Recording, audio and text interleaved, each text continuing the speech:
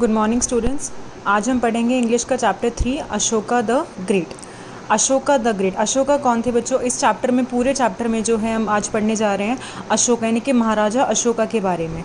महाराजा अशोका कौन थे? हमारे भारत, हमारे देश के जो सबसे प्रसिद्ध राजा थे उनका नाम क्या था? अशोका। अब द ग्रेट क्यों लगाया हुआ है उनके नाम के आगे? द ग्रेट इसलिए लगाया हुआ है, द ग्रेट उन लोगों के नाम के आगे लगता है जिन्होंने कुछ महान कार्य करे होते हैं, जिन्होंने कुछ अच्छी बातें सिखाई होती है लोगों को। तो राइट, तो अशोका जो है उन्होंने काफ़ी अच्छे काम करे हैं, काफ़ी अच्छी उनकी टीचिंग्स उन्होंने हमें इंडिया वालों को दी है, इंडिया के मेंबर्स को, इंडिया के लोगों को, हमारे पूरे देश में। इसके अलावा बाकियों के देशों को भी अपनी अच्छे सिद्धांत, अपनी अच्छी बातें जो है उन्होंने वो पास ऑन की हैं। तो इसके लिए हम क्या करेंगे? अशोका द ग्रेट, इसलिए हमने क्या मेंशन करा अशोका के आगे? द ग्रेट, यानी कि वो महान, एक महान व्यक्तित्व थे, एक महान पर्सनालिटी थी। राइट, तो हम चैप्टर स्टार्ट करते हैं। Our national flag has 3 colours. हमारे नेशनल फ्लैग में कितने कलर्स होते हैं? राष्ट्रीय ध्वज में 3 रंग होते हैं। सो इट इज़ कॉल्ड तिरंगा, इसलिए हम उसको क्या बोलते हैं? तिरंगा। तिरंगा मतलब ती मतलब 3, रंगा मतलब रंग, यानी कि 3 रंगों से बना क्या होगा हमारा? राष्ट्र ध्वज, जिसके अंदर 3 कलर्स होते हैं। कौन कौन से? Orange, white and green. A wheel in the centre of a national flag is called the Ashoka चक्र। जो आपने कभी देखा होगा हमारे राष्ट्रीय ध्वज में, हमारे झंडे में जो है आपको बीच में चक्र दिखाई देता होगा, वो चक्र क्या होता है? उसको हम क्या बोलते हैं? अशोका चक्र। यानी कि जो हमारे झंडे के बीच में चक्र है उसको हम क्या बोलते हैं? अशोका चक्र।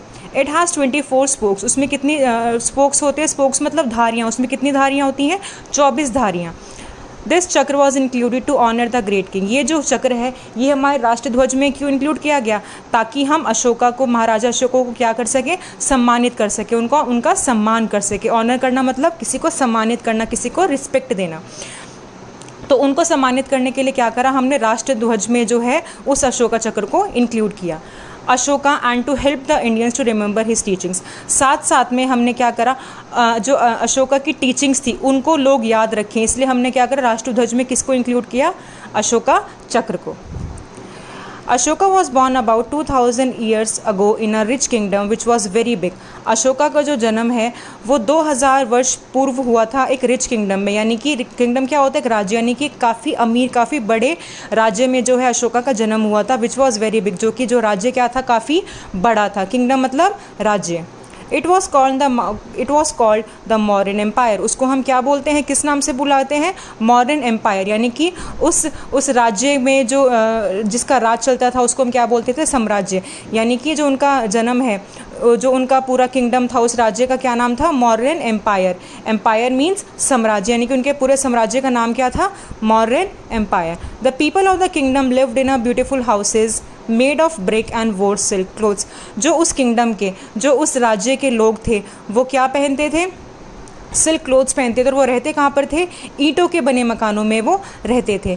Bindusara was the king of the empire. जो बिंदुसरा थे वो किसके पिता थे? अशोका के, यानी कि एम्पायर के। उस साम्राज्य के जो राजा थे वो कौन थे? बिंदुसरा, जो कि कौन थे? अशोका के पिताजी भी थे।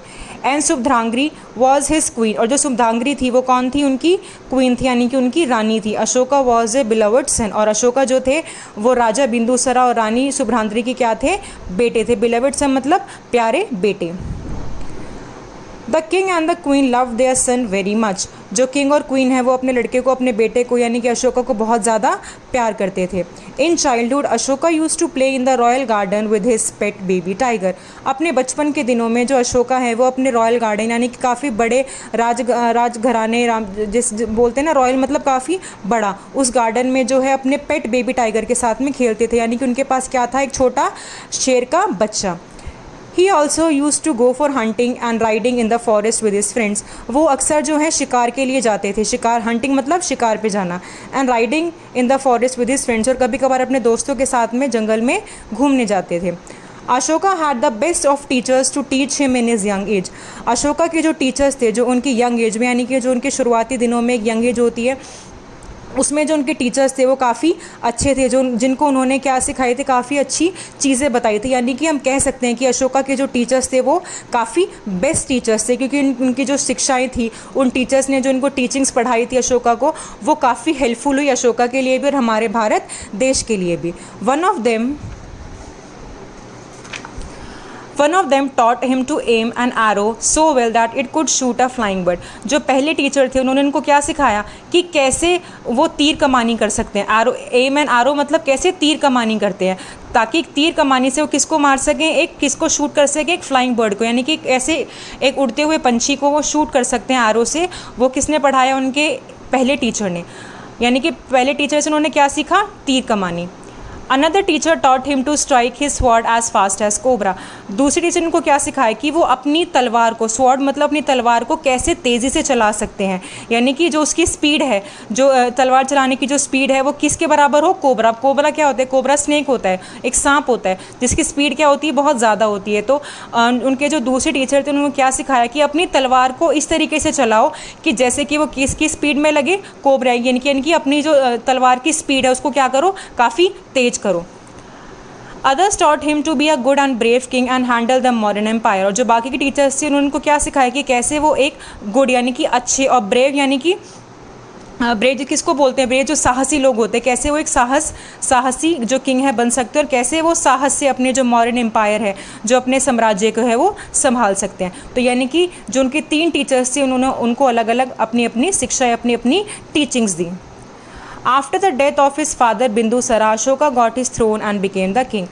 बिंदुसरा जो कि अशोका के पिता थे, उनकी मृत्यु के बाद अशोका को जो है राजा बनाया गया, और जो उनका थ्रोन था यानी कि जो उनका सिंहासन था बिंदुसरा का, वो किसको दिया गया, अशोका को, बिंदुसरा की मृत्यु के बाद में। Ashoka was a good and brave king. Ashoka जो थे वो काफ़ी अच्छे राजा, अच्छे और काफ़ी साहसपूर्ण राजा थे। He made the modern empire prosperous. वो हमेशा अपने साम्राज्य को क्या बनाना चाहते थे, पॉस्परस। पॉस्परस मतलब धनी और सफल। He also made his army larger and stronger. उन्होंने अपनी सेना, अपनी आर्मी को भी क्या बना रखा था, काफ़ी बड़ा और काफ़ी ताकतवर बनाया हुआ था। In Ashoka's rule anybody who broke the king's law was punish severely. Ashoka के राज में कोई भी अगर बाई चांस किसी भी चीज़ को नहीं मानता था, या उनके जो बनाए गए लॉ थे, जो चीज़ें थी उनको नहीं मानते थे, तो उनको जो है किंग क्या देते थे, पनिशमेंट देते थे। The neighbouring kings were jealous as well as afraid of Ashoka's power. जो नेबरिंग किंग्स थे यानी कि जो आसपास के उनके किंग्स थे, वो अशोका की पावर से जो है वो जेलस फील करते। जेलस मतलब उनको जलन होती थी कि कैसे जो अशोका है वो अपनी पावर्स का अच्छे से इस्तेमाल करते हैं, उन्होंने अपने साम्राज्य को किस अच्छे तरीके से संभाला हुआ है। Kalinga was a small kingdom at the border of Ashoka's large empire. अब क्या हुआ, कलिंगा एक छोटा सा किंगडम है, एक छोटा सा राज्य है, कहाँ पर, अशोका के बॉर्डर पे, यानी कि जहाँ पर अशोका का जो है साम्राज्य है, उसी के बॉर्डर पे क्या है, कलिंगा एक छोटा सा राज्य है। The ships of Kalinga troubled Ashoka's merchants and cause problems for them. जो कलिंगा की शिप्स थी, जिसमें जहाज, जिसमें सामान आता जाता रहता है, जो उनकी शिप्स थी वो ट्रबल यानी कि वो प्रॉब्लम क्रिएट करती थी। किन लोगों के लिए, जो अशोका के व्यापारी थे, वो मर्चेंट्स मतलब व्यापारी, और उनके लिए वो प्रॉब्लम्स क्रिएट करते थे। So Ashoka decided to conquer Kalinga. तो अशोका ने क्या डिसाइड किया कि वो किसको हासिल करेंगे, कलिंगा। कनकर मतलब करना, हासिल करना, किसी चीज़ को जीतना। King Ashoka led his vast army into the battlefield himself. इसलिए जो है किंग अशोका है वो अपनी वास्ट यानी कि बड़ी आर्मी को लेकर, अपनी बड़ी सेना को लेकर कहाँ पर चले गए, युद्ध भूमि में। बैटलफील्ड मतलब युद्ध भूमि। After a long march the soldiers reach the capital of Kalinga and capture the enemy king. काफ़ी लंबा चलने के बाद, मार्च करने के बाद जो है अशोका के जो सोल्जर्स है वो कहाँ पर पहुँच गए, कैपिटल ऑफ कलिंगा यानी कि कलिंगा में पहुँच गए, और वहाँ पर उन्होंने कैप्चर कर लिया, हाँ मतलब अपने अंडर में ले लिया, किसको, एनिमी किंग को, जो वहाँ के राजा थे, जो कि उनके एनिमी थे अशोका के, उनको अपने हिस्से में ले लिया था और उनसे लड़ाई करना शुरू कर दिया था। Finally Ashoka road back home. अब फाइनली जीतने के बाद अशोका कहाँ पर आ गए, अपने घर वापस आ गए। On the way he saw thousands of dead bodies of brave soldiers lying in the battlefield. जब वो रास्ते में से वापस आ रहे थे तो उन्होंने क्या देखा कि रास्ते में कई हज़ार जो है लोगों की जो बॉडीज़ हैं, डेड बॉडीज़ हैं, वो मतलब पड़ी हुई हैं बैटलफील्ड में, उस युद्ध भूमि में। क्यों, क्योंकि जब युद्ध होता है, जब फाइट होती है दो देशों के बीच में या दो राज्यों के बीच में, तो क्या होता है, बहुत ज़्यादा खून खराबा होता है, कई लोगों की मृत्यु हो जाती है। तो ऐसे ही क्या हुआ था, कलिंगा के और अशोका के जो बीच में लड़ाई थी, उस लड़ाई के में, उस युद्ध भूमि में काफ़ी लोगों ने अपनी जो है जान गंवाई। काफ़ी जो ब्रेव सोल्जर्स थे, जो ताकतवर सोल्जर्स थे हमारे, उनकी भी क्या हो गई, मृत्यु हो गई। He heard the morning of bounded soldiers. उनको जो है मॉर्निंग मतलब कहाड़ने की आवाज़, रोने की आवाज़ जो है उनको सुनाई दे रही थी, यानी कि अशोका को उन ब्रेव जो डेड सोल्जर्स थे उनकी आवाज़ से अब भी सुनाई दे रही थी। He could also here the crying of women and children. साथ साथ में उनको जो वुमेन्स थी, जो उनकी वाइफ थी, जो उनकी पत्नियाँ थी, साथ में उनके जो बच्चे थे, उनकी भी रोने की आवाज़ काफ़ी आ रही थी। He was filled with sorrow. ये सब सुनने के बाद जो है किंग अशोका क्या हो गए, काफ़ी दुख से भर गए। फिल्ड विद सॉरो मतलब उनको काफ़ी दुख हुआ। When Ashoka return to his city his army was celebrating. जब अशोका अपनी सिटी वापस आए तो उन्होंने देखा जो उनकी सेना है, जो उनकी आर्मी है, वो सेलिब्रेट कर रही थी, यानी कि जश्न मना रही थी। किस चीज़ का जश्न? क्योंकि उन्होंने अब जो लड़ाई है वो जीत ली थी। दे वर ब्रस्टिंग फायरवर्क्स एंड डांसिंग। वो पटाखे फोड़ रहे थे, वो फायरवर्क्स ब्रस्ट कर रहे थे, डांस कर रहे थे, जश्न मना रहे थे। तो अशोका ने क्या कहा? अशोका सेड, अशोका बोले, स्टॉप ऑल द सेलिब्रेशंस। सारे सेलिब्रेशंस को, सारे जश्न को क्या है, रोक दो। This is a time to be sorry for so many people who have been killed. ये टाइम जश्न मनाने का नहीं है, बल्कि ये टाइम उन लोगों के लिए सॉरी फील करने का है जिन लोगों ने इस पूरे युद्ध के अंदर जो है अपनी जान गंवाई है। तो इससे क्या पता लगता है बच्चों में कि अशोका जो है वो काफ़ी नेक दिल राजा थे। उनको अपनी जीत से मतलब नहीं था, उनको इस चीज़ से मतलब था कि उनको जो जीत हासिल हुई है वो कई लोगों की जान गंवाने के बाद हासिल हुई है। तो ये जो टाइम है सेलिब्रेशन करना नहीं है, बल्कि उन लोगों को रिस्पेक्ट देने का, उन लोगों को सम्मानित करने का है जिन लोगों ने इस युद्ध भूमि में है जो अपनी जान गंवाई। Immediately the celebrations were stopped and everyone quietly went home. तभी के तभी जो है सारे जश्न क्या हुए, रोक दिए गए। स्टॉप मतलब रुक गए, और एवरीवन वेंट होम, सारे जो बाकी के मेंबर्स थे वो सब अपने अपने घर वापस पहुंच गए। Ashoka return to his palace, और अशोका भी जो है अपने दरबार में, अपने पैलेस में वापस आ गए। One day he called for all the minister and courtiers. एक दिन उन्होंने, अशोका ने क्या करा, सब मिनिस्टर्स को बुलाया। मिनिस्टर्स मतलब जो वहाँ पे सेनापति सारे होते हैं। एंड कोर्टियर्स, कोर्टियर्स जो उस साम्राज्य के अंदर जो और लोग होते हैं उनको हम क्या बोलते हैं, कोर्टियर्स, जो राजा के अंडर में बैठते हैं। Ashoka sat on his throne, Ashoka अपने सिंहासन पर बैठे। He took out his sword and broke it into two. उन्होंने अपनी तलवार निकाली, स्वॉर्ड निकाली और उसको दो हिस्सों में तोड़ दिया, दो हिस्सों में तोड़ दिया। ब्रोक मतलब तोड़ना। He said the sword will kill no more and there will be no more wars in my life. उन्होंने बोला कि अब जो है मेरी तलवार अब किसी को भी नहीं मारे, किल मतलब मेरी तलवार अब किसी को भी नहीं मारेगी। And there will be no more wars in my life, और अब मेरी जब तक ज़िंदगी है तब तक मेरे देश में, तब तक मेरे राज्य के अंदर अब कोई भी वॉर, लड़ाई नहीं होगी।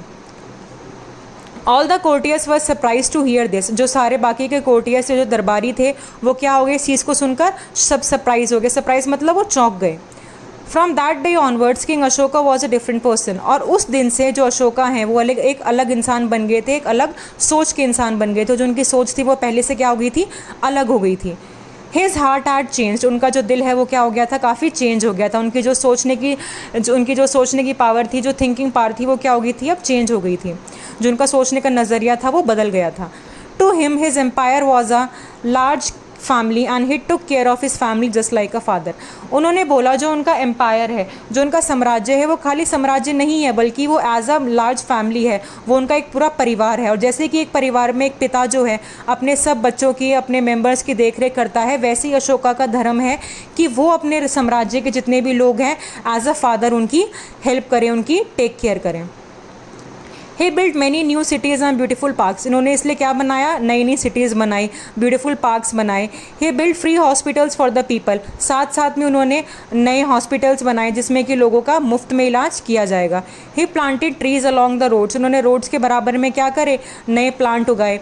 ही send many peace messages to different countries, साथ साथ में उन्होंने अलग अलग देशों में शांतिपूर्ण मैसेजेस पहुँचाए। पीस मैसेजेस मतलब जिसमें कि अच्छी बातें होती हैं, जिसमें आध्यात्मिक बातें होती हैं कि लड़ाई नहीं करनी चाहिए, आपस में प्यार से रहना चाहिए जिससे कि शांति बनी रहे। पीस मैसेजेस मतलब कि वो मैसेजेस जिससे हमें क्या मिलती है, शांति, जिससे कि हमें पीस मिलता है। To make sure that people would not forgot his teachings he had messages craft on thousands of stone pillars throughout the his empire.